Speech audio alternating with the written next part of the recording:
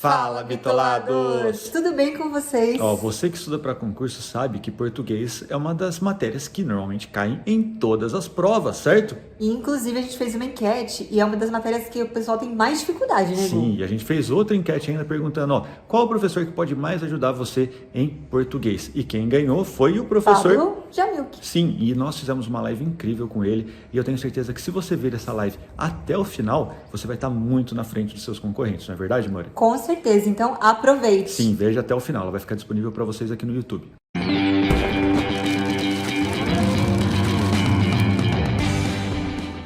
E aí, galera? Boa noite. Boa noite. Tudo bem com vocês? Tudo bem. Tudo e você? Tudo ótimo. Muito obrigada por ter aceitado o convite aí, fazer a live com a gente. Que é isso, eu que agradeço pelo convite. Bom, vai ser um prazer e já é um prazer aqui. Inclusive, a gente fez uma enquete aqui perguntando, você tem problemas com português, com língua portuguesa? E deu, acho que 78% das pessoas falando, não, eu tenho muito problema com português. E... Quem não tem, Isso né? é muito comum. Muito comum. É uma língua difícil, né? Sim. Na verdade, eu costumo dizer para os alunos que o português é trabalhoso, mas por causa da forma como o ensino de português é negligenciado, tanto no ensino, na educação básica, no ensino médio, e na própria graduação, o ensino de português é negligenciado, nós acabamos ficando com essa deficiência como falantes de português. Sim. Exato. E isso eu digo por experiência própria, cara. A matéria que eu mais tinha dificuldade sempre foi português, quando eu comecei a estudar sério, para vestibular e depois para concurso, por causa da educação. Eu vejo que eu tive alguns traumas com o professor de português até, sabe, na escola. Então, meu fraco era matemática, mas olha, eu peguei umas provas de português que eu vou te dizer. Fez você chorar também. Fez você entender que não sabia nada, na verdade. Né? Acho que eu não sei nada de nada nessa vida. Professor, fala exato. um pouquinho de você, das suas redes aí, para o pessoal seguir. YouTube. Vou falar então. Bora. Para quem não me conhece, eu sou o professor Pablo Jamilk, eu sou professor de língua portuguesa. Ninguém vai acreditar, mas desde os meus 15 anos eu comecei a dar aula bem cedo. E hoje eu tenho 33, então são assim, mais de 15 anos de tablado, né? Mas eu fiz a minha graduação em letras, o meu mestrado foi em letras, o meu doutorado também em letras, e hoje eu faço parte do quadro de pesquisadores em neurolinguística e neurociência, que, assim, eu tô desenvolvendo pesquisas que envolvem a interpretação de textos e a capacidade das pessoas de processarem informação quando leem. Né? São muitos anos lecionando para alunos que querem concursos públicos, vestibular, Enem. Eu tive a sorte, né, a oportunidade de viajar o Brasil inteiro já dando aula. Legal. Escrevi mais de 10 livros, e desses mais de 10 livros, assim, grande parte voltada para a língua portuguesa exclusivamente. E aí, depois de algum tempo lecionando já, coletando dúvidas de alunos, conversando muito com as pessoas em relação ao que eles sentiam mais dificuldade, porque assim, concurso público não é de hoje, aula não é de hoje, mas por que as pessoas continuam com dúvidas em português? Né? Será que português é o idioma mais difícil do mundo? Não é, né? Ainda mais para nós que somos falantes da língua portuguesa. Isso não é mistério para ninguém. Mas aí eu percebi que havia uma dificuldade de as pessoas acompanharem o estudo de língua portuguesa. A forma como se estuda a língua portuguesa na escola não é uma forma muito holística, não abarca tudo que a pessoa precisa saber. Ela é muito recortada e sem propósito. A partir disso, eu resolvi desenvolver uma forma para que as pessoas conseguissem aprender. E, na minha opinião, a primeira coisa para você aprender língua portuguesa é você começar a gostar da ideia de analisar as coisas que você fala, escreve e escuta. Então, por isso, eu comecei essa ideia de microlearning, de colocar pequenas dicas em vídeo dentro de todas as redes e tentar trazer para as pessoas a maior quantidade de conteúdo possível de uma forma descomplicada, para que elas pudessem virar a primeira chave. Talvez virar a primeira chave para você seja saber o que é um verbo. Talvez virar a primeira chave seja você descobrir o que é um substantivo, o que é um artigo. Para algumas pessoas virar a chave é entender que crase não é o nome do acento, que o acento é acento grave. sabe? Então, eu comecei a pensar muito a esse respeito. E também encarar língua portuguesa, a linguística, como ciência, que de fato é. E depois que eu comecei a fazer isso, eu, primeiro, tive mais contato ainda com os alunos, e eu tomei uma decisão que foi uma decisão muito drástica na minha vida depois de um tempo. Que foi o seguinte, eu decidi sair de todos os cursos preparatórios. Eu falei que eu não ia participar mais de preparatório nenhum, e que, a partir de então, o que eu queria era desenvolver o meu curso com a minha metodologia, que eu ia viajar para dar palestra e poder entrar em contato com os alunos, e foi assim que que os meus projetos acabaram surgindo e que eu consegui deslanchar ainda mais a minha carreira. Mas assim, eu sou um eterno curioso, eu gosto mesmo de estudar e de lecionar. Que bacana! Legal, história muito da hora. legal, muito Mais, legal. mais da metade da sua vida já é como professor, então, né? Com certeza, né? Começou com 15. Sim.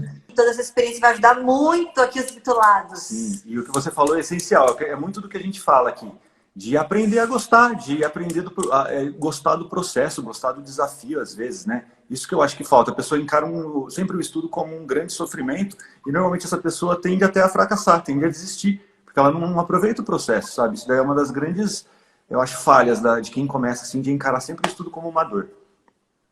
Vocês têm muita razão em relação a isso, sabe? Eu costumo dizer que, enquanto a pessoa acreditar que o estudo é um fardo, ele vai ser. Ele vai ser. A pessoa vai achar, nossa, que saco, hoje eu tenho que estudar aquela matéria, eu tenho que resolver tantos exercícios. E não é assim, né? A mente nunca se cansa de aprender. Então, por que é que nós começamos a achar que estudar é ruim? Sabe? É algo assim, isso deve ser trabalhado nos alunos desde a mais tenra idade. Veja, vocês que passaram por ensino fundamental e médio, vocês não se lembram de castigos que os professores davam da seguinte forma? Se alguém conversar, eu vou passar 2 vezes mais tarefa. Vou dar ditado. Ou vou dar ditado. Ou assim, ó, você está conversando, sabe o que eu vou fazer? Eu vou te mandar para a biblioteca, você vai ler. Era castigo, é verdade. Pô, isso daí implanta na nossa ideia que a gente está no castigo, né? Quando tem que estudar para um concurso. E é verdade. Exatamente. Exatamente. E aí, sabe o que eu acho o mais complicado? São muitos anos trabalhando com concurseiros, sabe? E eu já vi concurseiro que abandona tudo, abandona o emprego que tinha, vende casa, vende carro, vende tudo para investir em curso preparatório, veste camisa de preparatório e de repente o cara passa num concurso. Aqui eu vou dar um exemplo para vocês, talvez nem seja o caso, nem seja o caso dos seguidores, mas eu acho que isso é importante. O cara vai lá e assim, alguém pôs na cabeça dele que o negócio é ele ser policial. Tá? Nenhum outro curso presta, só o policial. Sim. E aí o cara vai lá, passa. Ele passa pelo curso de formação, passa por todas as etapas. No 3º mês de atividade, ele está querendo largar aquilo. Sim. Isso acontece muito. E acontece em tudo, em concurso de juízo, eu já vi tanto isso, cara. Né? A galera que entra só quer ter o terno, só quer ter autoridade, e aí você pergunta para a pessoa, fala assim, mas você está afim de decidir a vida de uma pessoa? Você está afim de fazer isso da sua rotina? Às vezes a pessoa no psicológico não aguenta, às vezes não é isso. E então, a vocação é algo muito importante também, né? Claro que tem uma visão romântica, tem muita gente que leva isso para um lado extremamente romântico, mas é muito importante, cara. É o que vai fazer você ficar feliz na carreira. Vai te dar tesão de estudar também, né? Exatamente. É evidente que existe assim, a ideia de você romantizar a sua atividade. Eu acho isso importante, porque eu acho ser professor a coisa mais importante do mundo, sabe? Eu romantizo a atividade de docência. Eu considero que a docência é um sacerdócio, é vocação, sabe? Mas também é muito importante a gente entender que dentro do mundo dos concursos públicos e de certames em geral, existe uma forma de trabalhar com o público que é a promessa de dinheiro fácil. Sim. Que é a mesma coisa que acaba cooptando gente, sei lá, amanhã eu vou virar trader. Por quê? Porque agora marketing trader digital. Fica milionário. Marketing digital, entendeu? Também. Exatamente. Então as pessoas, parece que elas vão em busca de um dinheiro fácil. Cara, e não é isso. Se você for ser servidor público, não é fácil, você vai trabalhar. Você vai trabalhar, você tem uma responsabilidade, você está ali investindo do nome do serviço público.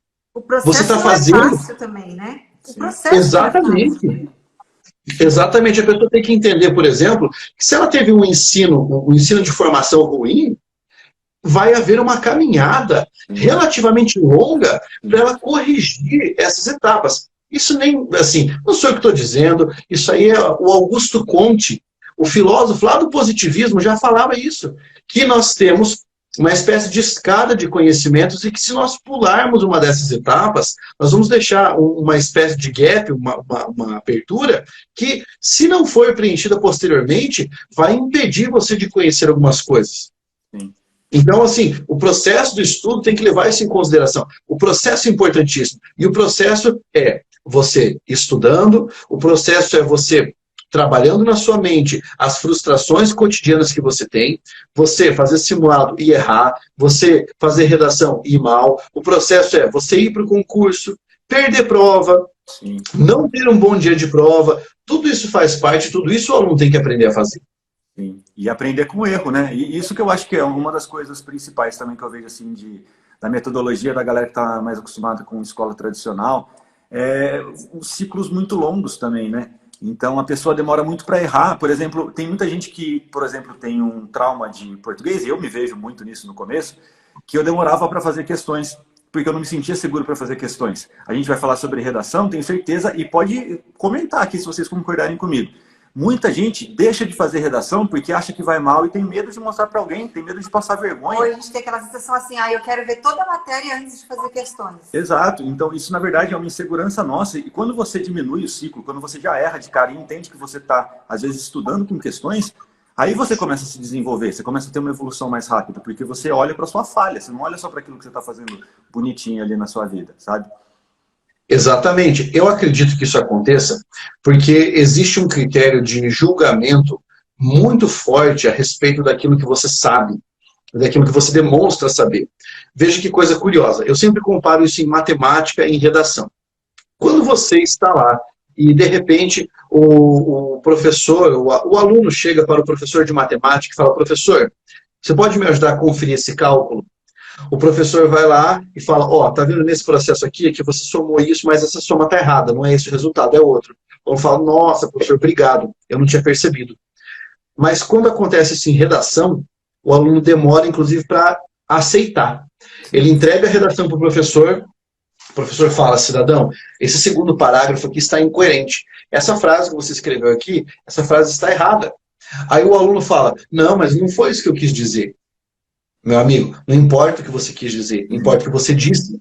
A avaliação de uma prova discursiva é objetiva. Se você não errar,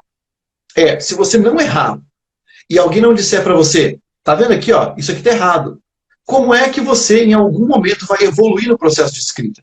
Sim. E isso é real, porque se você não entende que você está errando, você não sabe nem para qual direção você está indo. Às vezes você está confiante, vai chegar na prova lá e vai tomar uma bomba, vai acontecer. E a língua é uma coisa muito subjetiva, ela é muito particular. Sim. Ela é tão particular, olha que engraçado. Nós estamos aqui numa conversa super informal, super tranquila, e uma coisa que eu sempre falo para os meus alunos é: eu não corrijo uma pessoa enquanto nós estamos falando, enquanto nós estamos discutindo, eu só corrijo alguém se a pessoa tentar usar um argumento linguístico contra outra pessoa. Vou dar um exemplo bem rapidinho, tá? Hoje aconteceu uma polêmica muito interessante em torno de uma palavra. Vocês devem ter ouvido falar disso no dia de hoje, que foi o despiora. Vocês ouviram falar dessa palavra? Eu vi o seu vídeo. Você viu? Então, o que aconteceu? O jornalista usou a palavra despiora, todo mundo sabe em que contexto ele usou, ele não queria usar o termo melhora, ele usou despiora, certo? E aí, muita gente começou a questionar se essa palavra existia. E começaram a rir do jornalista, não pelo procedimento de ele ter trocado melhora por despiora, mas estavam rindo porque pressupunham que o cara fosse ignorante e que ele estava usando uma palavra incorreta. Cara, deu uma entrevista à tarde para dizer que essa palavra existe e que está dicionarizada. Mas, enfim, de repente, todo mundo virou fiscal da língua portuguesa. Todo isso mundo é virou chato, né, cara? É dicionário. chato. O Bitolei... Desculpa, não, pode continuar, desculpa.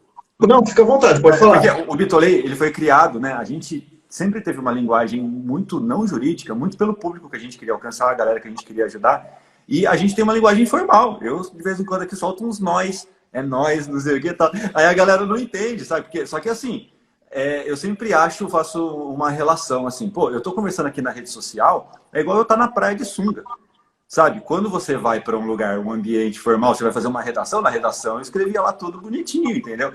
E é feio, né, quando alguém quer colocar isso assim na rede social e às vezes quer mostrar um argumento, e isso é uma das coisas que eu vejo assim, cara, a gente recebe muita mensagem e eu fico preocupado com erros, às vezes, toscos de português, assim, eu fico preocupado pela pessoa, sabe? Eu falo, pô, quer passar em concurso, mas não está acostumado a ler. Exatamente. Assim. Às vezes eu até fico pensando assim, eu tento dar de uma forma educada, falar para você, a gente precisa estudar mais português, alguma coisa assim, mas é uma situação delicada. Mas eu acho que quanto mais a gente fala corretamente, mais fácil fica para a gente escrever também. Sim. Né? É porque isso acaba se transformando numa adaptação de sistema. Vai internalizando, sabe? Né? Você vai... Isso. Vai por osmose. Lógico, a menos que a pessoa tenha algum tipo de afasia, né? Tem alguma situação ali que impeça de fazer essa correlação. Mas o que eu estava dizendo, o raciocínio era o seguinte, nós estamos numa conversa informal. Se de repente, no meio dessa informalidade, você dissesse uma coisa para mim e na hora eu corrigisse você, além de ser uma coisa extremamente grosseira, você pararia de falar. Sim. Você ia diminuir as interações cada vez mais até encerrar a live. Por quê? Porque a linguagem é aquilo que nós temos como um rótulo que demonstra muito daquilo que nós achamos que sabemos. E aí, quando alguém corrige a sua manifestação oral, a sua manifestação linguística de forma geral, você se sente atacado. Sim. E é por isso que os alunos têm tanto receio no momento de entregar uma redação para corrigir, de até escrever um texto. Eles ficam receosos por causa disso. Aí, chegaram até a criar uma história chamada Síndrome do Pedantismo Gramatical, como se houvesse essa síndrome das pessoas que corrigem as demais. Claro, daí coloca na internet, pois a internet virou verdade, né? Sim. E aí muita gente compartilha isso aí. Mas, enfim, o grande problema relativo à escrita surge por causa disso. Porque nós temos uma sensibilidade muito grande em relação à forma como nós nos manifestamos linguisticamente. Sim. E como que você lida na prática, assim, com um aluno na hora de corrigir?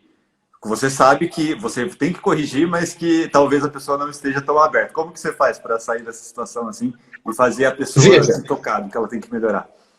Por exemplo, se eu estiver conversando com uma pessoa e ela está insistindo num erro, e eu percebo que ele é um erro crasso, que pode se transformar em erro de escrita, porque aqui nós precisamos pontuar uma coisa, isso é muito importante. Em ambientes de baixa formalidade, você está livre para usar o registro que quiser. Qualquer registro, sabe? Engolir plural, fazer substituição vocabular, isso aí fica à vontade. Num registro mais formal, você tem que tomar cuidado. Mas a gramática, a normativa, né, o que a gente considera como forma escorreita, só vale para escrita. Só vale para escrita. Então, se eu percebo que um erro da pessoa vai se transformar em erro de escrita, eu tento conversar com ela e repetir aquilo que ela está me dizendo da forma correta. Ah, legal. Sabe? Isso da primeira forma. Agora, muita gente me manda mensagem diretamente assim, Pablo, eu não sei usar tal forma. Você pode me ajudar? Às vezes eu transformo essa dúvida num vídeo. Às vezes eu vou e respondo por áudio mesmo dentro do Instagram. Eu ainda vou ficar louco por causa disso. Vai. Porque assim... Vai. Toma cuidado. É muita gente que manda, né? É muita gente que manda, é uma quantidade grande. Eu tento responder todo mundo. Nem sempre dá, mas eu tento ajudar. Seguimos tentando, né? Sim, legal. Vamos para as perguntas? Na verdade, muita coisa que a galera perguntou aqui, a gente já acabou respondendo, né? Você acabou respondendo aqui. Principalmente para a galera que quer iniciar sobre como começar, mas vamos lá para a pergunta para tentar ser bem específico para ajudar a galera. Foram perguntas recorrentes, né, que a gente colocou aqui. Foi primeiro aqui, ó, Cassiano, Lucas e teve mais gente. Precisa, né, de uma boa base, ou como que eu crio uma boa base de português para concursos? Vamos lá. Considere que todo mundo que começa a estudar língua portuguesa para qualquer coisa parte do mesmo ponto, que é o ponto das impressões que você tem a partir da formação que você teve. Então, mesmo na escola, nós aprendemos algumas coisas que não são assim tão verdadeiras ou corretas. Na escola, por exemplo, muita gente ouve falar que a expressão cuspido e escarrado vem da expressão esculpido em Carrara. É mentira, isso não tem nada a ver. Sério? Tá? Mas a pessoa sai da escola achando que isso é verdade, né? Enfim. Sim. Mas todos partimos do mesmo ponto. A pergunta do nosso colega foi muito objetiva e a resposta também deve ser. Você parte da morfologia. Por quê? Porque a morfologia é a parte do português que vai permitir a você olhar uma frase e pegar palavra por palavra e falar assim, isso é um artigo, isso é um substantivo, isso é um verbo, isso é um advérbio. Ou seja, você vai aprender a classificar as palavras e vai aprender como as palavras são formadas. Quem é bom em morfologia dificilmente fala besteira sobre língua portuguesa, sabe? Por quê? Porque a morfologia nos traz todo o eixo da língua. Ela é a base da nossa pirâmide. Então, o ponto de partida é a morfologia. Se você tiver qualquer dificuldade em análise sintática, em pontuação, pode saber que o problema está na morfologia. Então, tem que voltar para a morfologia e construir uma base sólida aí. Isso, Ai, beleza. ótimo. Então gravem isso. Uma luz para Morfologia. pessoal. Comecem aí por morfologia. Sim. Quer ir para essa aí daqui de redação agora? Ou quer... Mas deixa eu esclarecer uma coisa. Pode, por favor. Porque assim, eu falei morfologia, mas é que eu estou acostumado a conversar diretamente com o meu público, que é muito íntimo disso que eu ensino. Sim. Então vamos lá. Quando eu falo morfologia, rapaziada, o que eu estou querendo dizer?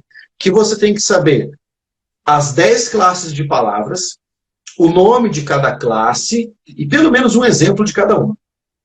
Depois, que você tem que saber mais ou menos como é que elas funcionam numa frase. Por exemplo, quando eu leio uma sentença como a casa amarela é bonita, eu tenho que saber que nessa frase eu tenho um substantivo, casa, eu tenho 2 adjetivos, amarelo e bonita.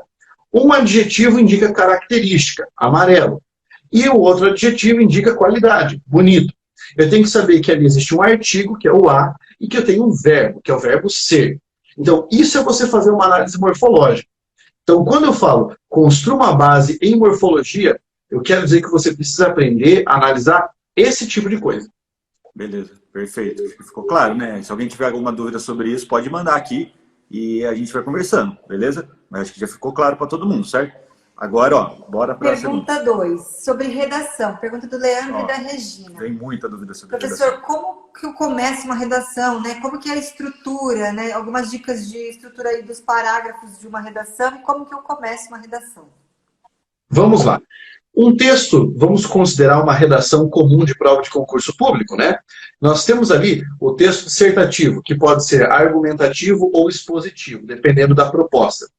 Qualquer texto dissertativo deve começar apresentando o tema. Ele tem que apresentar o tema e a proposta de forma breve, de forma sucinta e direta. Então vamos imaginar o seguinte, você abriu a sua prova e pediram para você escrever uma redação sobre os impactos da produção industrial na preservação ambiental. Pegou essa frase? Então o que você faz? Você vai começar a sua redação repetindo esse tema, certo? De que maneira? Comece colocando isso como uma situação de fala, do tipo, quando se pensa a respeito dos impactos da produção industrial relativos à manutenção do meio ambiente, vírgula, deve-se considerar que se trata de um assunto delicado e que é preciso abordar aspectos específicos relacionados a esse tópico. Pronto. O que eu ensinei para você aqui? Eu ensinei que existe uma estrutura. E é a partir dessa estrutura que nós vamos montar nossos trechos de texto. Para esse nosso colega que perguntou como começar uma redação, eu recomendo um vídeo que eu publiquei na semana passada no meu canal do YouTube, que se chama Como Começar uma Redação. E lá eu trago algumas sugestões, inclusive eu ensino como é que você pode pegar fatos e séries que você está assistindo, e usar para introduzir um assunto. Sim. Legal. Legal, porque estimula a pessoa a colocar algo dentro da realidade dela, né? Que ela teve contato, ela se sente mais confortável nisso, né? Eu não sei se vocês se lembram disso, na época da escola, para mim isso era muito comum. Os alunos costumavam escrever redação com uma orientação, que era o primeiro parágrafo, você tem que dar uma enrolada. Você tem que, tipo, escrever o primeiro parágrafo assim, dizendo, muitos assuntos são importantes no mundo, uns são mais importantes do que os outros. Não, isso você não pode fazer. Você perde esse parágrafo se você enrolar. Desde o começo, você já tem que bater na proposta e se o texto for argumentativo, já tem que apresentar a sua tese nas linhas iniciais. Sim. Porque, cara, eu acho assim, ó, redação, você tem que virar uma metralhadora de ponto. Você tem pouco espaço para escrever até, né? Então tem que ser bem objetivo, não dá para usar a fórmula pronta assim, sabe? Uma dica boa também é usar frases curtas aí, para quem não manja muito de vírgula, né? Para a pessoa não se enrolar aí, tá pondo vírgula em tudo aí. Né? Frases curtas. Tem que tomar cuidado com a distribuição da vírgula. Vírgula, para você saber vírgula, entender pontuação, é uma questão de respiração. Não é para respirar? Vírgula? Não é na respiração. É uma questão de você conhecer a análise sintática. A vírgula está totalmente ancorada na sintaxe. Mas uma coisa que até, vou pegar o gancho do colega aí que falou da PRF, as bancas examinadoras que têm seguido o modelo do SESP, por exemplo, do SEBRASP agora, né? Sim. Essas bancas têm facilitado a vida dos candidatos, mas eles não estão percebendo isso. Antigamente, você tinha que escrever assim, uma redação sobre o papel da Polícia Rodoviária Federal na prevenção dos crimes. E você tinha que desencravar as ideias da sua cabeça, sabe? Antes você tinha lá uma frase bem curtinha em negrito e você que se vira. Cara, agora a banca diz para você o que ela quer no parágrafo 1 do desenvolvimento, no 2 e no 3. Meu, é só você pegar o que está ali e responder o que o cara está pedindo, sabe? É só fazer isso. O que eu percebi nas últimas redações? As bancas estão facilitando tanto esse processo que os candidatos estão parando de interpretar o que está na proposta e eles estão achando que agora você não tem mais que escrever um texto com começo, meio e fim. Que você escreveu um parágrafo solto no outro e acabou. Sim. E não é isso. Parágrafos aleatórios. E eu acho que isso é uma tendência, não concorda comigo? Que eles peçam conteúdos de redação voltado para a parte específica. Claro, isso daqui dá um privilégio para a galera que estudou forte, pensando na objetiva também, né? Porque tá bem claro, né, no edital. Eles falam, vai ser uma redação baseada nos conhecimentos específicos do cargo. E isso é ótimo, mas tem uma cilada aí no meio, né? Pô, não adianta você responder de forma solta ali, né? Mas eu acho que é bom. Exatamente. Melhor que a minha redação foi o humor nas relações sociais. É difícil, é muito mais difícil fazer assim, eu acho, quando é aberto, sabe? Ainda mais quando... Eu sempre falo, no meu curso de redação, eu falo, cara, tema aberto é um inferno. Você não sabe Tema o que a pessoa aberto é espera, inferno. né? Você não sabe o que a pessoa está esperando que você fale. Primeiro, não existe um padrão de resposta. Então. Né? A correção é critério totalmente subjetivo. Uma coisa que as pessoas ainda não aprenderam, e é bem importante falar isso aqui, quando a banca te dá uma redação com 3 subitens e ela te dá um padrão de resposta, que o SESP começou a fazer a partir de 2013 para frente, sabe? O pessoal foi seguindo. A banca facilita tanto a vida dela quanto a vida do candidato. E aqui existem N justificativas. Vou explicar uma delas. Primeira justificativa. Por que facilita a sua vida? Porque se a banca errar na correção, você manda o seu texto para mim, eu leio, falo, nossa, dá para entrar com recurso contra essa redação. Por que, Pablo? Porque você falou da linha 23 à linha 25, exatamente o que está no padrão de resposta. Então eu vou lá, redijo o recurso, miro as linhas que estão ali, que você falou, e digo, por essa razão o candidato precisa receber a pontuação máxima. Então eu posso fundamentar o meu recurso de forma objetiva. Sim. Sabe? Sim. Então fica muito mais fácil recorrer. Segundo lugar, a banca examinadora não depende do feeling do corretor agora. Porque uma coisa é, tema aberto, cara, depende daquilo que eu penso sobre esse tema. Do que eu acordei pensando naquele dia. Do que você tomou no dia, dependendo. Né? É verdade. E é mais fácil para corrigir, né? Hoje em dia eles querem massificar, né? Eles querem reduzir custos e tudo mais. É muito mais fácil corrigir a redação também. A correção fica mais rápida.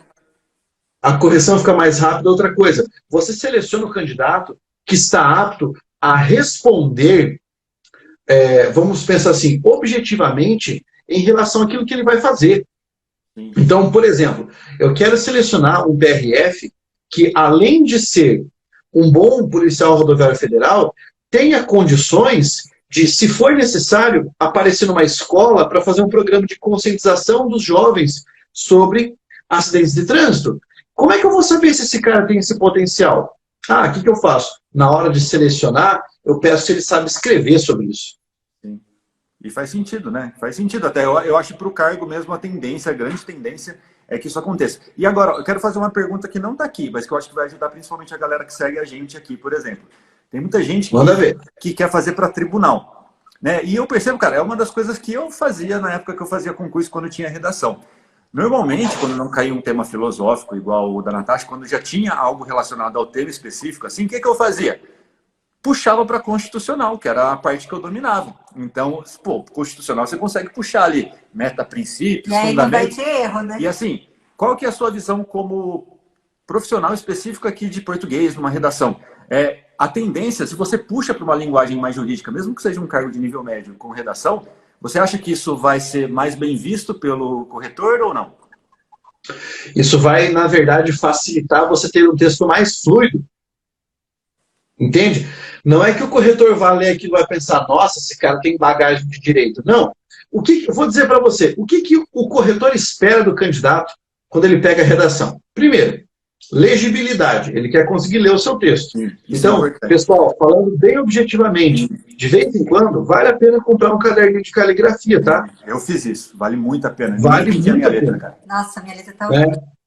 A legibilidade é importante. Segunda coisa, o corretor espera estruturação mínima. O que é estruturação mínima? Ele espera que você tenha o recuo do parágrafo, da primeira linhazinha de cada parágrafo, bem determinado, as margens respeitadas, ele espera isso também, que isso é uma estrutura. Que a introdução seja menor do que o desenvolvimento e que a conclusão também seja menor do que o desenvolvimento. Isso é lógico, ele espera isso na hora que ele vai corrigir. Textualmente falando, ele espera que você saiba usar mecanismos de coesão, ou seja, que você saiba retomar as coisas com pronome, que você saiba usar elementos de natureza modalizadora, argumentativa, tipo uma conjunção, uma relação de causa e consequência, que você tenha precisão vocabular, que você não vai escrever coisas do tipo assim, algumas coisas, sabe, deixar a situação vaga, sabe, você tenha precisão vocabular, e que, principalmente, você se mantenha fiel ao tema. Nas redações filosóficas, são aquelas que trazem uma frase do Sêneca. É pior. Você tem que saber, cara, o Sêneca estava falando do quê aqui? Então, se for necessário ler durante 10 minutos a bendita frase, para saber, ele está falando do quê, cara? Do quê? A educação. Beleza, minha redação sobre educação. Aí, se ajudar você utilizar a linguagem jurídica que você já domina para escrever um texto fluido e desenvolver dentro da estruturação, vai fundo. Vai fundo, pode utilizar. Porque é muito importante que as pessoas entendam que no momento de escrever uma redação, você não tem que impressionar o corretor. O corretor só quer um texto simples e que fale sobre o assunto. Clean. Todo mundo que joga esse jogo tira a nota máxima. Uma coisa, para a galera que é formada em Direito e pensa que vai... nossa, é isso, então eu vou começar a usar a linguagem jurídica. Cuidado para não pegar numa redação que tem um tema assim... que pode ser mais leve e colocar de tal arte. Às vezes você assusta o cara, sabe? Que na linguagem dos livros mais antigos você vê esse tipo de coisa, sabe? Então eu acho que é aquela pegada de novo. Tá na praia? De sunga. Tá no tribunal? De terno. Então você tem que ter esse feeling também, eu acho, certo? Sim, você tem muita razão em relação a isso. Quer ver uma coisa que as pessoas costumavam utilizar nas redações, quando eu corrigia ainda de alguns alunos, eu tirei assim, na marra, o tal do inobstante. Sim. Sabe? A pessoa ficava emocionada de escrever inobstante e falava, meu, isso aqui é um neologismo que é muito nichado do juridiquês, que nem é dicionarizado. Então, né? Vamos... Menos, né? Menos é mais, às vezes. E isso da letra, cara, a gente estava falando isso no curso para a galera de analista, que aí é um amigo meu que é juiz, a gente estava falando sobre a terceira fase, né? Que é uma fase muito escrita e tal. E eu conheço, ele estudava comigo, ele tinha um rabisco desgraçado que não dava para entender. Uma das grandes dores dele foi mudar totalmente a letra dele, porque ele sabia, cara, imagina, um cara tá corrigindo lá várias e várias provas, às vezes a dele é a última a ser corrigida com um garrancho. O cara se recusa a entender o que ele tá querendo passar. já tá cansado. A gente tem que pensar nisso também, mudar a letra é essencial. Exatamente, eu sempre falo isso para o candidato. Quando eu vou pegar uma redação para ler, ou alguma coisa, eu falo assim, ó, o corretor não vai fazer esforço para ler o seu texto. Quem tem que fazer esforço para ser claro é você. Sim. Exato. E uma pergunta extra aqui sobre redação, porque é a última que tem sobre redação especificamente. Eu sei que é uma das grandes dores, e eu sempre falo que, na minha visão, a redação, a prova discursiva são as etapas mais importantes. É muito mais fácil você se diferenciar na redação, na discursiva, do que você ficar brigando por pontinho ali com a galera que às vezes está num nível mais alto. Então, vocês têm que focar na redação. Eu acho que faz muito sentido. É uma das prioridades que você tem que ter. Em questão de banca, que eu vi muita gente perguntando sobre isso aqui.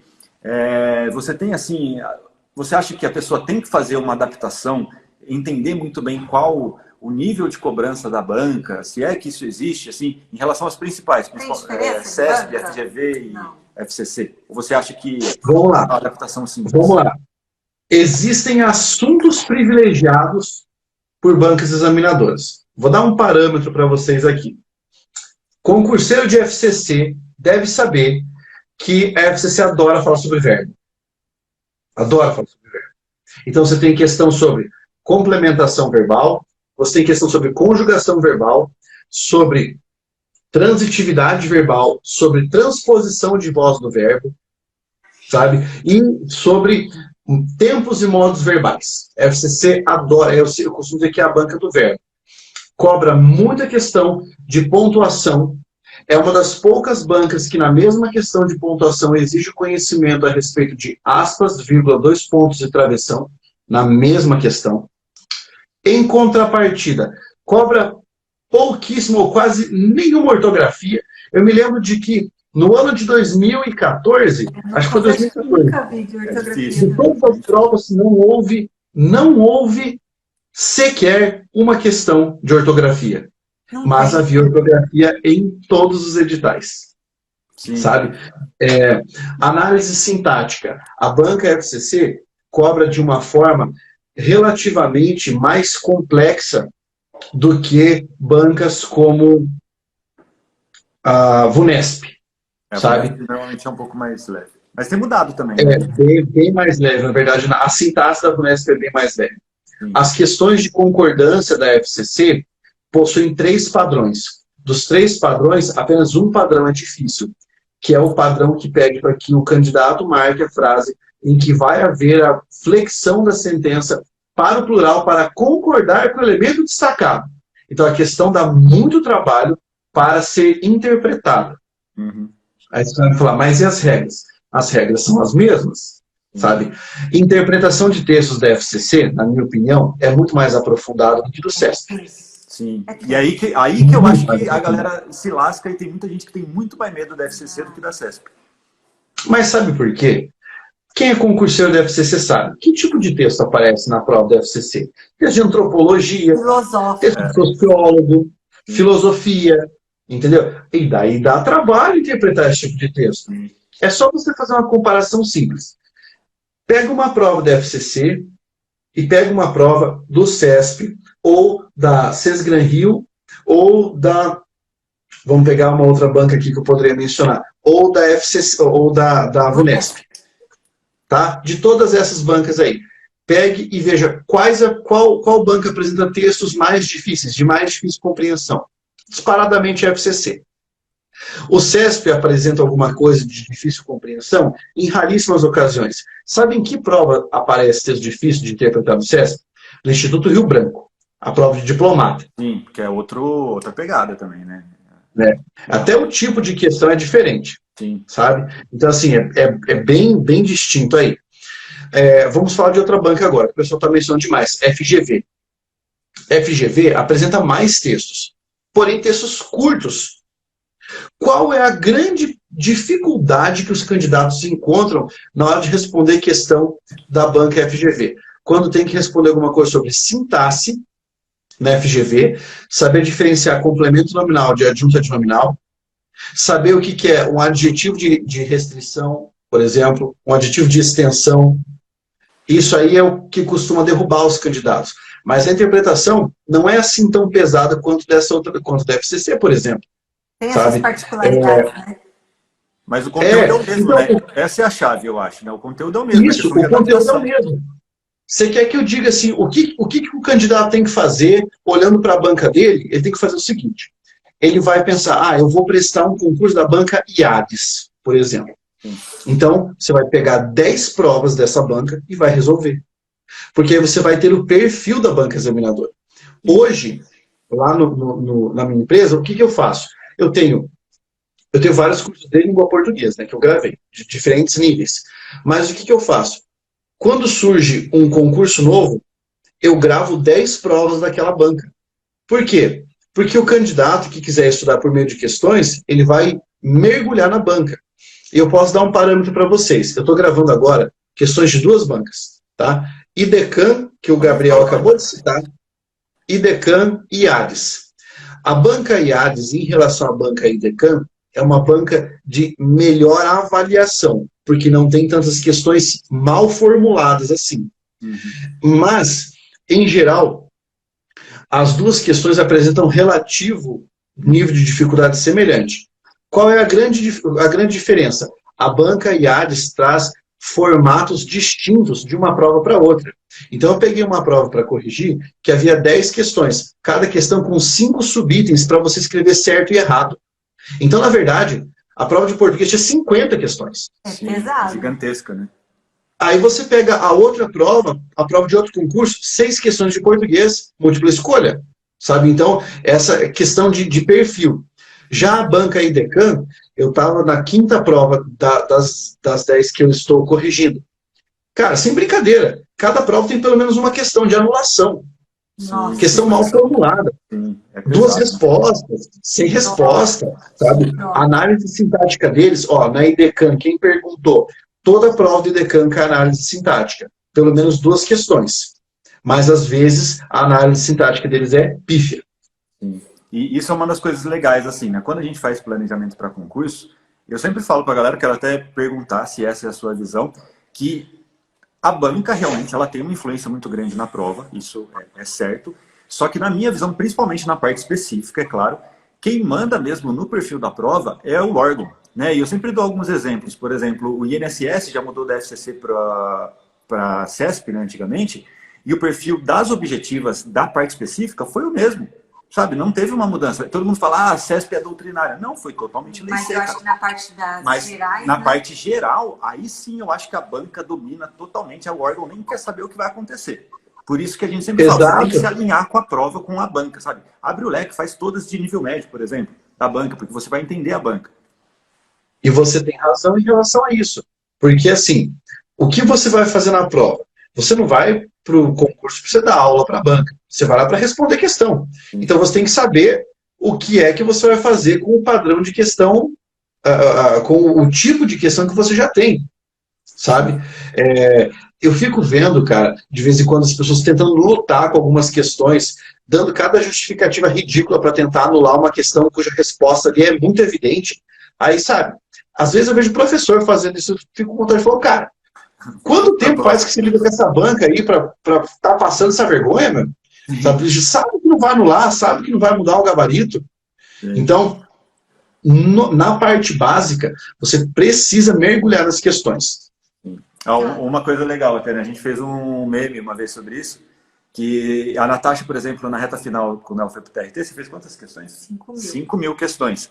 E quando você faz milhares de questões, um monte de gente vai se identificar, que vocês podem até comentar. Você cria quase um sexto sentido, sentido aranha, para fazer questões. Você não sabe o tema, você olha o jeito que o examinador escreveu aquela questão e fala, isso aqui está errado. Essa daqui pode esquecer que essa daqui não está. Isso te ajuda na prova, cara. Foram 5.000 questões que você resolveu? Então você vai concordar com uma frase que eu vou falar agora. Eu sempre falo essa frase para os meus alunos. Não existe questão difícil. Existe a questão que você resolveu poucas vezes.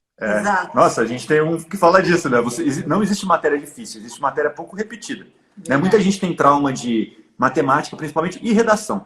Né? Muita gente falou, quando a gente estava falando de redação, um monte de gente aqui, eu evito. A gente recebe tanta mensagem falando, qual concurso que não tem redação? Eu já falo, mas você pode aprender redação, é questão de treino, né? Eu fazia uma redação por semana, eu tirei 7,5 na minha redação. Nem foi uma nota assim, foi uma nota baixa, mas pelo menos passei, né? E vai te preparar para a vida. Foi a nota, pensa comigo, foi a nota que te ajudou a passar. As pessoas falam assim, eu quero prestar um concurso que não tenha redação. Esse é o pior erro que elas podem desejar, isso é a pior coisa. Por quê? Porque o concurso que tem redação é uma chance a mais que você tem de limar uma galera. Ajuda na classificação, né? É a sua melhor chance, é a sua chance de sair daquela manada. Por exemplo, o TJ de São Paulo não tem. Quer passar no TJ de São Paulo? Faz 95%. Tem que mirar nos 95%. Se tivesse redação, você faz 80% e destrói na redação, você passa. É muito mais fácil, na verdade, na minha visão, sabe? Pois é, exatamente. Exatamente. Eu queria responder uma questão que apareceu aqui para mim, que é a seguinte, a questão foi, quantas questões se deve responder? Eu vou responder isso do ponto de vista da neurociência, tá? O cérebro humano, ele evoluiu para buscar padrões. Então, quando você lê alguma coisa, você reconhece padrões, quando você faz alguma coisa, você reconhece padrões, quando você estuda, quando você interage, enfim. Algumas pessoas conseguem desenvolver a habilidade de reconhecer padrões mais rapidamente do que outras. Então, se eu der, por exemplo, 50 questões, né, para a Natasha resolver agora, que já resolveu 5.000, é possível que ela extraia esses padrões, assim, dessas 50 questões. E ela já entenda isso, certo? Então, a ideia o nosso cérebro busca reconhecer padrões. Então, você vai responder tantas questões quantas forem necessárias para você começar a reconhecer padrões de questão. Sim. E eu acho que é isso mesmo, cara. Você tem que fazer questões desde o começo dos estudos, fazer o máximo que puder. Não existe, seria tão bom se tivesse um número, né? Mas não, você faz 1000 questões e está preparado. Vai passar. Não é assim, não cara. É assim. Não é assim. E não é só fazer questões, gente. Porque quando a gente fala fazer questões, na verdade a gente fala aprender com as questões. Não é você fazer questão de joguinho. Sabe, joguinho, errei, dane-se, vou continuar. Não é assim que funciona. Você tem que aprender com a questão. Isso que importa, na verdade. Não, e tem outra coisa, né, cara? A gente daqui, nós estamos falando da preparação, que é a preparação pré-prova, né? Existe ainda um outro critério, o dia da prova. Sim. No dia da prova, você pode estar indo para o concurso e bater o carro, né? Sei lá, aconteceu alguma coisa e você ficou com um estado de espírito ruim, você pode ter acordado mal naquele dia, você pode ter dormido no dia anterior muito ansioso e não estar com cabeça para resolver a prova. Isso também é preparação. Mas as pessoas não acham que isso é preparação. Elas acham que você gerenciar sentimentos, gerenciar emoções, e acham que isso é frescura. Elas querem pensar que estudar é a mesma coisa que você ir para a academia. Que basta você pegar uma coisa muito pesada, fazer força e gritar com a prova, que a prova vai ficar mais fácil para você. Não é assim. Verdade.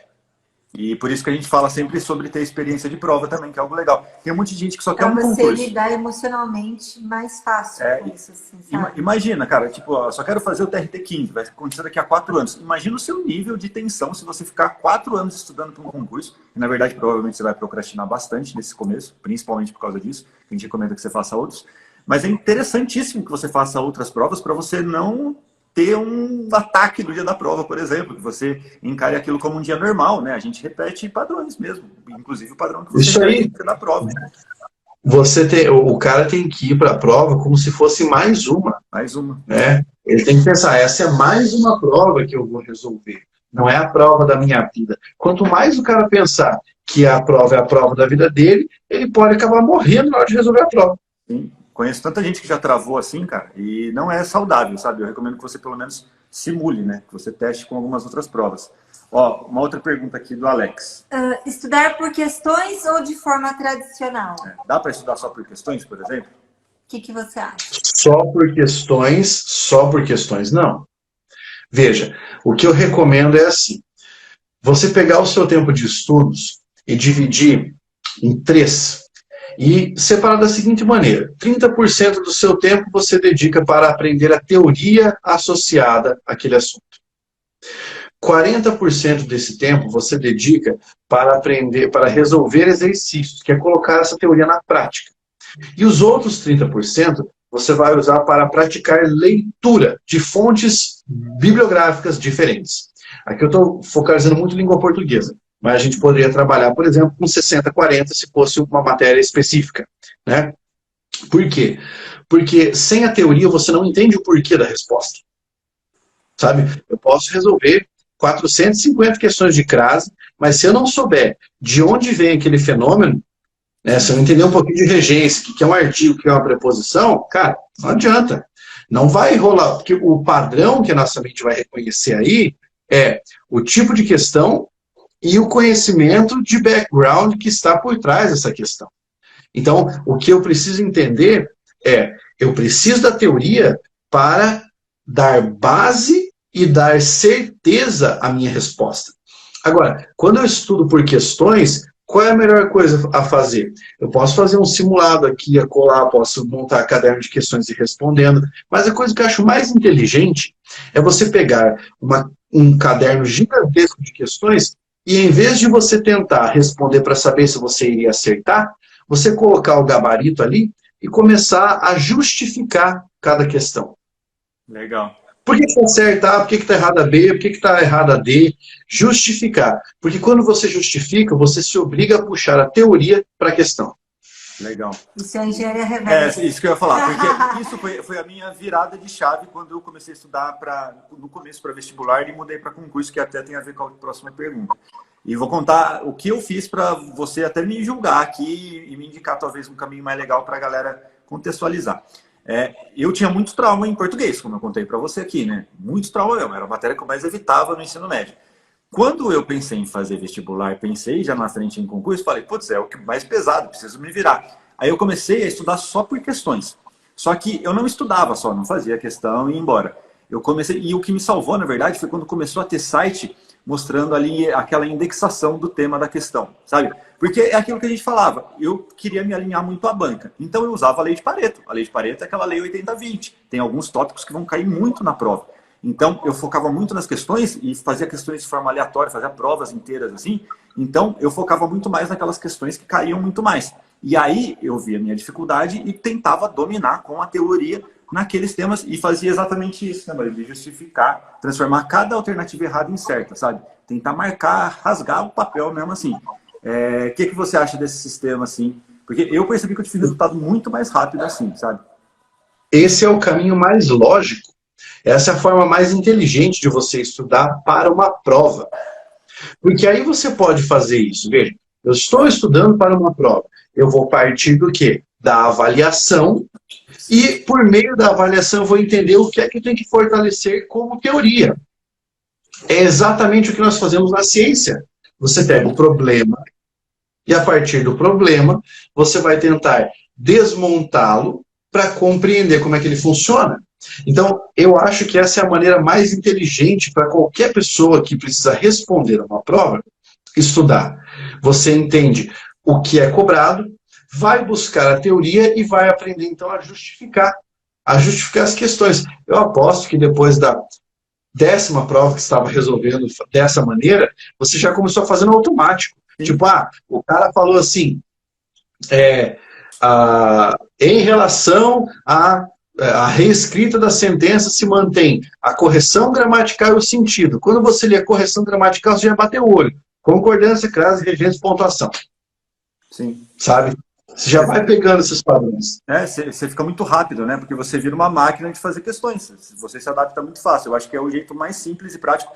Porque uma das coisas que eu acho que me bloqueava nos estudos, sabe? Quando tinha muito conteúdo teórico, é que, por exemplo, naquele momento eu não queria ser professor. Então, aquela teoria, tipo, eu não queria passar o conhecimento para alguém, eu queria só fazer questões no caso daquela prova. E absorver, né? E entender o conteúdo, é claro, é essencial, por isso que você tem que bater de frente com a teoria. Não adianta só fazer a questão, porque é joguinho. Aí virou joguinho e não necessariamente vai funcionar. Vamos para a última pergunta. Você não tem vida, né? No joguinho do concurso público, você não tem mais uma vida. Não é isso não. Caiu no buraquinho lá, já era, já, só daqui a 4 anos, dependendo, né? Não tem cogumelo, né? Português para o Enem. Ajuda-se a sair bem em português para concursos? Essa pergunta foi do Lucas. Essa pergunta é muito interessante, porque assim, apesar de ser tudo língua portuguesa, a abordagem que nós temos, que nós tínhamos até o ano passado do INEP, era que era uma abordagem que levava em consideração a capacidade interpretativa do candidato, cobrava pouquíssimas questões de estrutura, assim, a ponto de você ter 42 questões de língua portuguesa e uma mencionar pronomes, o resto sequer cobrar. Ela era muito mais voltada para funções da linguagem, literatura, cultura e arte, ou seja, uma ideia de leitura de mundo e não leitura de texto, sabe? Sim. Então, apesar de ser língua portuguesa. Então, é muito diferente, na minha opinião, a abordagem da prova. Mas por que eu falei até o ano passado? Porque vocês devem ter ouvido falar que, neste ano, o ministro da Educação pediu para ver a prova do Enem. Agora. Ele pediu para ver a prova do Enem agora, porque, segundo ele queria garantir que não haveria interferências ideológicas na prova. Né? Se bem que você pedir para ver a prova antes da aplicação já é uma interferência ideológica. É a maior de interferência. Mas tudo bem. Tudo bem. O que acontece?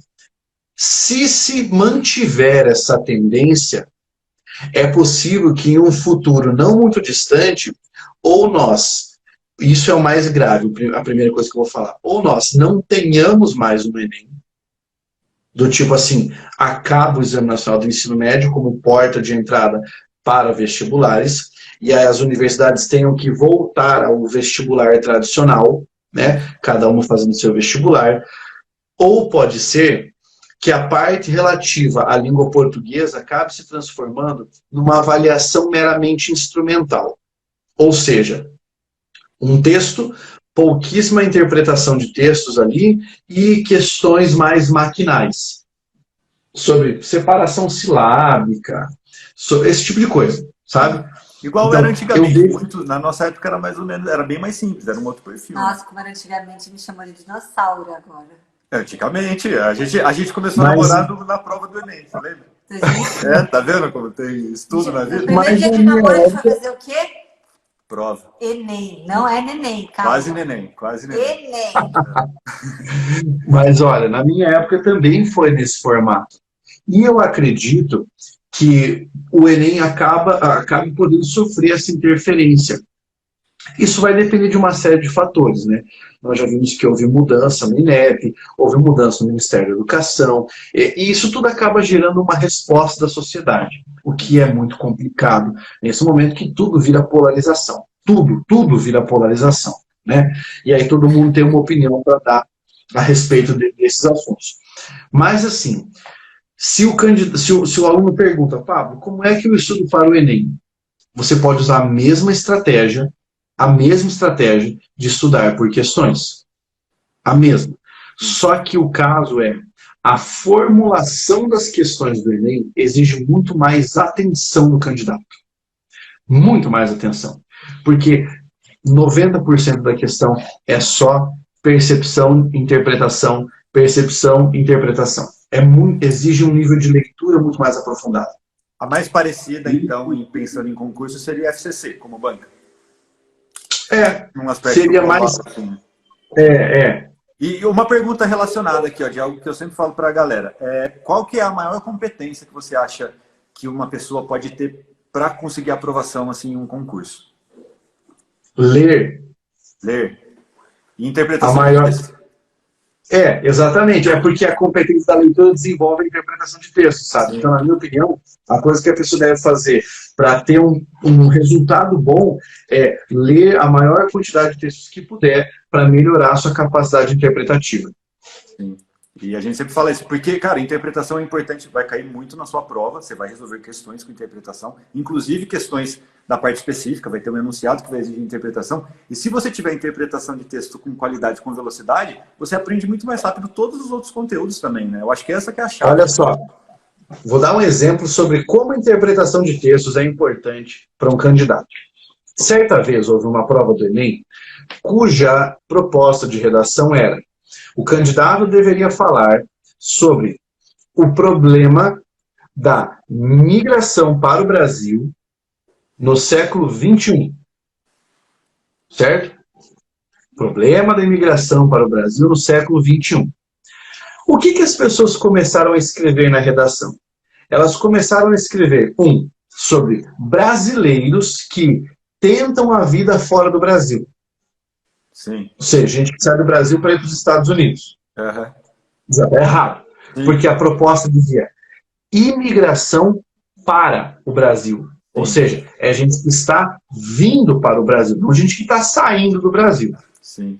Tudo numa frase só. Outra coisa, as pessoas escreveram assim: é muito importante levar em consideração a imigração para o Brasil do século XXI, E, nesse caso, podemos citar os italianos e alemães que estavam fugindo da Segunda Guerra Mundial. Beleza. Quando é que foi a Segunda Guerra Mundial? 1939 a 1945.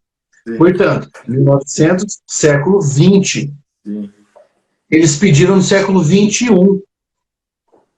Ou seja, o cidadão não interpretou o que estava escrito. E ele pensou assim, cara, imigração, o Brasil, terra nostra. Sim, terra nostra.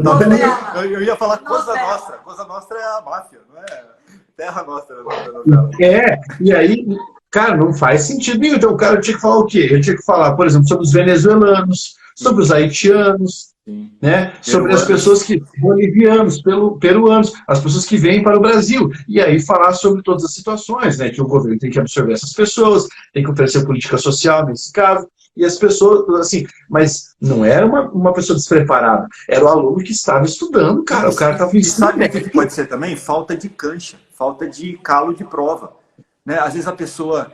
Até, vou fazer uma pergunta. Ó. Você, no seu caso, você indica fazer primeira redação, porque às vezes, pensa, a pessoa chegou cansada para fazer a redação no final, às vezes ela comeu bola ali mesmo, sabe? Pelo cansaço, às vezes ela está preparada e comeu bola. O pessoal hoje, não sei, mas eu vejo que as crianças, assim, é tudo muito rápido. Ninguém para prestar atenção. Eu sempre acho que fazer a redação, em primeiro lugar, é o mais importante. Não lê com calma, sim, né?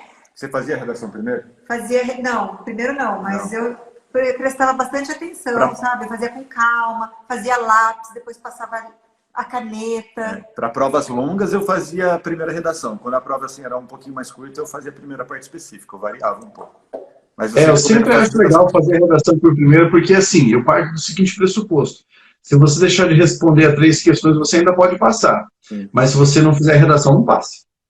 Se fizer a redação de qualquer forma, não passa. E a gente, inclusive, respondeu, eu até fiz um reels com a resposta, que alguém falou assim, dá para passar no concurso sem ler, sem gostar de ler? Eu falei, cara, não dá, velho. Não dá, não existe. Claro que não. A sua prova vai ser escrita. Você tem que se adaptar.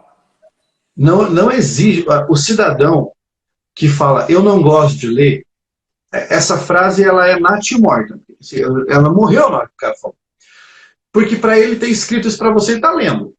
Nós fazemos leituras de mundo o tempo inteiro. Talvez ele tenha tentado dizer assim, eu não gosto de ler textos que falem sobre um assunto que me desagrada, eu não gosto de ler livro de literatura, mas talvez ele adore ler o que está passando no Facebook. Sim. Talvez ele goste muito de ler comentário e tretas no Instagram. Gosto de ler blog, entendeu? Então, assim, o eu não gosto de ler é uma falácia. O que a pessoa não gosta de fazer, talvez, é ler textos que deem trabalho. E o que não te dá trabalho não faz você crescer. Sim. E concurso não é fácil, gente. A gente sempre fala, você quer ganhar um salário, sei lá, de analista 13 pau, você acha que vai ser fácil? Não teria sentido se fosse fácil. E vale a pena. Isso exatamente. Né? Exatamente. Tudo que é bom dá trabalho, cara. É uma das coisas que a gente tenta ensinar para o Pedro aqui, nosso filho. Tudo que é bom dá trabalho. Vai dar trabalho e vai valer a pena. Se não der esse trabalho, não vale a pena, nem faz. Entendeu? Exatamente. A pessoa precisa, nesse caso, entender que faz parte do processo. Sim, e vai valer a pena, é isso que importa. Professor, é isso. A gente queria agradecer a sua participação, sua presença em nome de todos os bitolados. Muito obrigada por todo o conhecimento, toda a disponibilidade aqui. Muito obrigada mesmo. Foi uma das melhores lives que a gente fez aqui. Muito obrigado mesmo por aceitar o convite. Foi um prazerzaço. Ah, que gato! Esse é o meu filho, gente. Dá oi pro pessoal. E aí? Oi! A gente tem um bebezinho também, quer ver? Eu vou trazer o meu bebezinho. Jamil. Fala de novo o seu nome? Eu sou o Otávio Trombeta Jamil. O Otávio Trombeta Jamil. Ele não pode ver. Você, Otávio, você é lindo. Ele não pode ver o papai no vídeo que ele já quer vir aparecer, que quer conversar. Tá certo. É isso aí. Tem que aparecer. Belezura tem que aparecer, né? Quantos anos ele tem? Gente, 3. Ai, que delícia. A gente começou cedo, o nosso já vai fazer 12 agora. Tá maior Que maravilha. Tá maior que ela. Que maravilha. Cara, eu amo ser pai. E o Otávio, assim, ó, o tempo inteiro a gente tá fazendo alguma atividade juntos, né? Então, de vez em quando eu vou gravá-la, ele quer gravá-la junto. Eu sento pra estudar piano, ele quer sentar do lado e tocar. Legal. É muito engraçado. E como criança absorve, mesmo, né? É incrível. Como a criança absorve as coisas. O Pedro, quando tinha mais ou menos a idade dele, não, um pouquinho mais velho, tinha uns 5 anos, ele queria um vademecum de presente, porque ele via a mãe estudando, via eu estudando, me via estudando e tal. Eu dei um E aprende pelo exemplo. E aprende pelo exemplo. Isso é muito importante. E sabe que é até muito hoje, importante. Eu comento com o Gustavo que ele não dá trabalho para estudar. Ele chega, eu não preciso pedir para ele fazer lição, ele vai, ele faz as lições, ele manda bem na escola, não me dá um pingo de trabalho para estudar. É até raro ele pedir ajuda. Hoje ele estava pedindo ajuda, assim, porque ele se desenrola. Raríssimo, raríssimo. Mas olha só, isso é porque tem um exemplo. Lembra que a gente estava falando no início sobre a ideia de você não considerar estudar um fardo? Sim. Já imaginou se ele tivesse crescido, ouvido o tempo todo vocês reclamando de quanto era ruim estudar? Nunca ia querer. Né? Então fica o recado para quem está assistindo a gente, tem filho. Nunca diga para seu filho que estudar é ruim, que estudar é cansativo, que você está cansado de estudar, que isso é um inferno, que tua vida não vai para frente por causa disso. Faça o contrário.